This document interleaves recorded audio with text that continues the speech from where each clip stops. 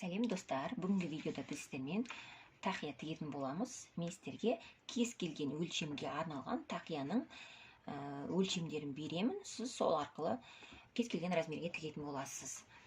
Видеоның соңында мен сіздерге барлық өлшемдерді сызып, жазып көрсететін боламын. Өздеріңізге скрин жасап аласыздар. Мен арнайы бұл тақияны кішкентай бөпеге тігейін деп отырмын, яғни 4 айлық балаға. Сіздер кез келген өлшемге тігесіздер. Достар, міндетті түрде мен каналыма тіркеліп, қоңырауды басып, лайк қоюды ұмытпаңыздар, алдағы жаңа видеоны жіберіп алмау үшін. Енді біз сабағымызды бастайық. Өте оңай және тез тігу үшін бізге бар болғаны бір-ақ өлшем керек. Ол яғни біздің басымыздың айналымы. Бас айналымын ғана өлшейсіздер, бір-ақ өлшем. Ал тақияның астыңғы жағындағы, яғни төменгі жағындағы сызық, ол басыңыздың өлшемі, яғни басыңыздың айналдыра өлшеген өлшеміңіз ені 6 см болады. Мысалы, міне, мынау астыңғы тақияның бөлігі, міне. Мынау басыңыздың өлшемі, мысалы 45, 55, әркімдікі әрқалай. Ал ені бар болғаны 6-5 алсаңыз да өзіңіз білесіз. Көбіне 6 см алады. Міне, осындай ғана сызық керек бізге, материал, яғни. Ал енді негізгі басты өлшем, ол бізде осындай шеңбер жасап алу. Ол үшін бізге бар болғаны, жаңа айтқандай бір-ақ өлшем керек, сол өлшем бойынша сызамыз. Енді мен қазір 45, бас айналымы 45 сантиметрге тігетін болғанда, мен мына жерге жазып қояйын. 45 сантиметрге біз аламыз радиусты, яғни 8/1. Мен қалғанын барлығын осылай жазып, сіздерге видеоның соңында көрсетем, оны өздеріңізге скрин жасап аласыздар. Мысалы, 45-ші размер бас айналымына менде 8/1 болады. 8/1 деп отырғанымыз, ол мына жердегі шеңбердің радиусы.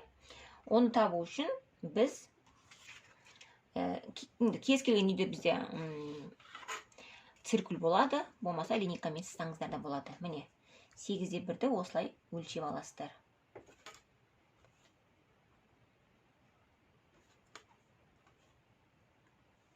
Міне, осылай өлшеп аласыздар, мысалы 8/1-ді.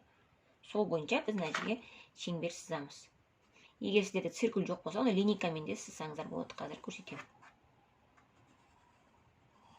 Міне, осылай. Бірақ 1 минутта сызып алуға болады. Егер сіздерде циркуль жоқ болса, жаңағы біздің өлшеп алған 8/1 деген санымызды осылай 8/1 деп осылай алып белгілеп аласыздар.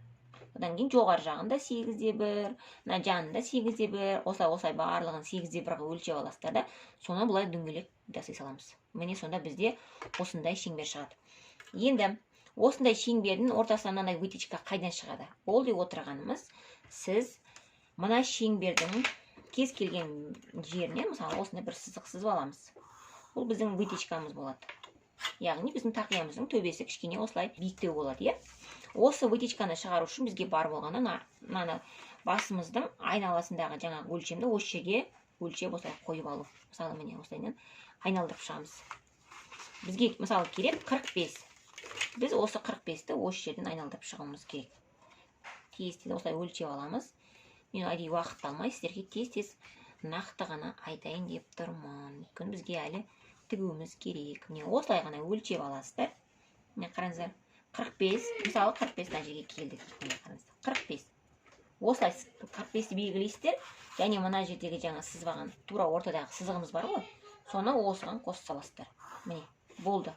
Мынау біздің вытечкамыз дайын.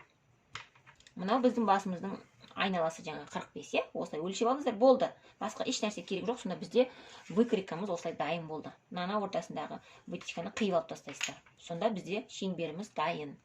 Енді қараңыздар, мынау жаңа дайындап алған лекаламыз. Осы лекала бойынша сіз бір дана фетрдан қиып аласыздар. Тура осындай шеңберден 2 дана паутинкадан қиып аласыздар. Содан кейін велюр матасынан осындай 2 дана қиып аласыздар. Жанына 1 сантиметр осылай артығымен аламыз. Артығымен алып 2 дана қиып аласыздар. Мына тақиямыздың төбесі. Енді тақиямыздың жаны.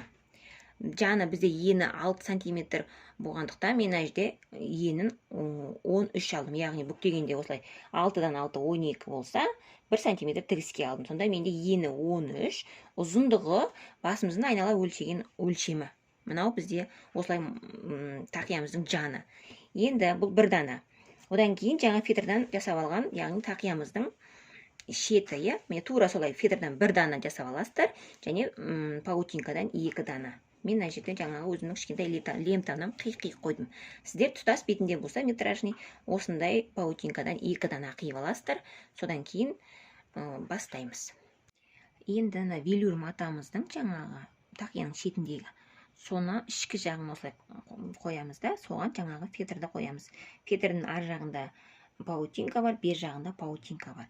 Яғни біз бұны былайынан жапқан кезде екі жағында 2 паутинка тұрғы фетрдің. Сол мынаған жабысу керек осылай. Біз қазір бұны үтікпен үтіктеп, осы бетте қойып аламыз да, үтікпен үтіктеп жабыстырамыз. Яғни осы кезеңде инемен қыстырып алсаңыздар болады, сырғанақ кетпеу үшін осылай қыстырып алыңыздар да, осылай үтікпен үтіктеп, осылай жабыстырып аламыз. Міне тақияның жанын осылай айналдырып жабыстырып үтікпен басып алдық. Мына жерге үстіне марлы қоясыз да, үтіктей саласыздар, болды, екі жағында.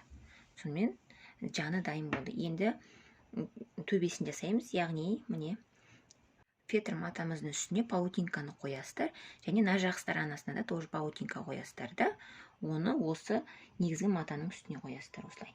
Осылай қойып, бер жағына да паутинка қоясыздар, екі жағына да. Содан кейін үстіне осылай қойып, бұны да тура сол тәсілмен үтікпен үстінен бастырамыз, сыртына марлы қоясыздар сыртына, содан үтікпен бастырып шығамыз. Енді осылай жабыстырып болғаннан кейін, мына жерде шетіндегі артық тігістерімізді қиып алып тастаймыз. Артығын қиып алып тастаймыз. Осылай айналдыра қиып алып тастаймыз. Содан кейін мына жанындағы тігісінде артықтарын алып тастаймыз. Міне бәрін қиып алып тастадым артығын. Енді мен төбесіне осылай әртүрлі сызықтар жүргізейін деп отырмын. Яғни узор сияқты әдемі осылай сызықтар жүргіземін. Және жанына да 1-2 сызық жүргізейін деп отырмын. Сырмаланған сияқты. Осылай әдемі 2 сызық жүргіземін. Қазір бірінші сызып аламын. Міне қараңыздар, осылай сәл көрінер-көрінбес қып 2 полоска жасап қойдым. Мынаның әрқайсының арасы 2 сантиметрден. Одан кейін төбесіне осылай сызықтар сызып қойдым. Қазір осылай жүргізетін боламын. Мына жанына әртүрлі зигзагтың әртүрлі функцияларымен әдемілеп жүргізсеңіздер болады өз қалауларыңызбен. Төбесінде осылай жай тігіспен айналдырып әртүрлі сызықтар жүргізіп шықтым. Енді мына 2 бөлігімізді, мына жағын көрдіңіздер ме? Мына 2 бөлігімізді біріктіріп зигзагпен тігеміз. Яғни мына басынан бастап осылай зигзагпен тігеміз. Осы ең басында заклепка беріп алдыға артқа жүргізіп тігіп аласыздар. Содан кейін ары қарай осылай бір-біріне жақындатып айналдырып осылай толығымен тігіп шығамыз.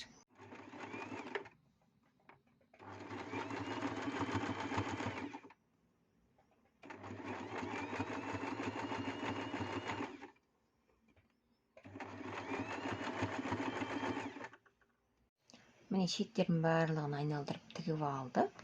Енді бізге вытечкасы тұрған жерде ғана қосу керек. Ол үшін біз зигзагпен тігеміз. Міне осылай аласыздар да машинканың ар жағынан кіргізесіздер осылай. Бір-біріне машинканың ар жағынан кіргізу арқылы біз зигзагпен арасын қосамыз. Жүктеріне толай осылай біріктіріп тігеміз.